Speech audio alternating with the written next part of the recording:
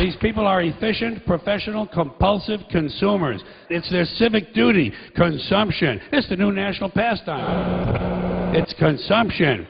The only true, lasting American value that's left, buying things.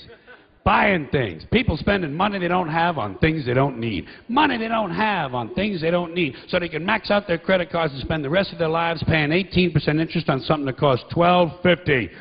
And they didn't like it when they got it home anyway. Not too bright, folks. Not too fucking bright. Consumption. This is the heart of the system, the engine that drives it. It is so important that protecting this arrow has become the top priority for both of these guys. That's why after 9/11, when our country was in shock, and President Bush could have suggested any number of appropriate things, to grieve, to pray, to hope. No, he said to shop. To shop. To shop. To shop. To shop.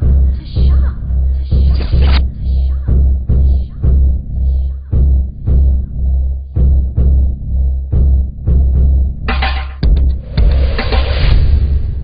In order to understand where we are and how we have gotten to this point in history, we need to address those societal attributes which have greatly affected our social conduct.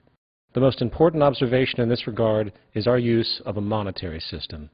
In this section, we are going to address the mechanisms of our world monetary system, pointing out the consequences this type of organizational structure has produced. 1. The need for cyclical consumption.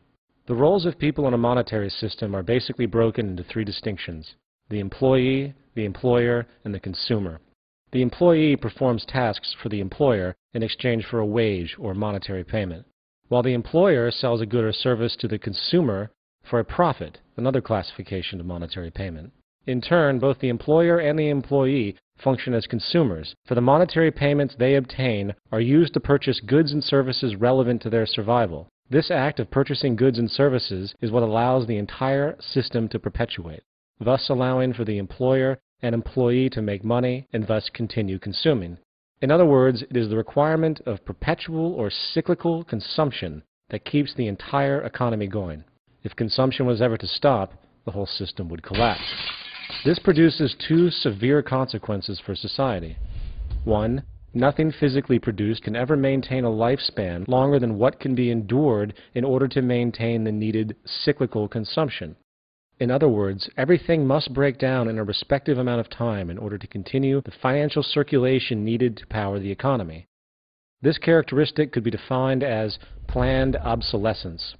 Planned obsolescence is essentially the deliberate withholding of efficiency, so the product in question breaks down respectively fast. This happens both intentionally, with manufacturers timing their products for breakdown, often as soon as the warranty runs out, and indirectly, where profit-based shortcuts taken in production, usually in the form of cheap materials and poor design, translates into an inferior product immediately, with the failure of the product simply a matter of time.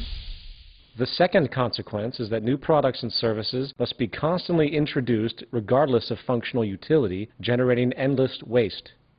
The result of these two issues are nothing but unacceptable, for not only are resources being neglectfully used in products that are designed not to last, wasting human energy and materials, the amount of frivolous waste and pollution that results is staggering.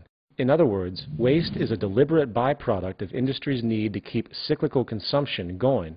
The obsolete or expired product is trashed, often to landfills, polluting the environment, while the constant multiplicity accelerates this pollution.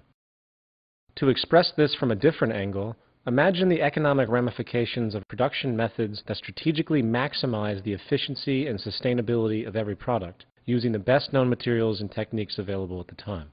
Imagine products so well designed that they didn't need maintenance for, say, 100 years. Imagine a house that was built from fireproof materials, where all appliances, electrical operations, plumbing, and the like were made from the most impermeable, highest integrity resources available on Earth. In such a saner world, where we actually created things to last, minimizing pollution and waste, a monetary system would be impossible. For cyclical consumption would slow tremendously, forever weakening so-called economic growth. A monetary system would be impossible. A monetary system would be impossible. A monetary system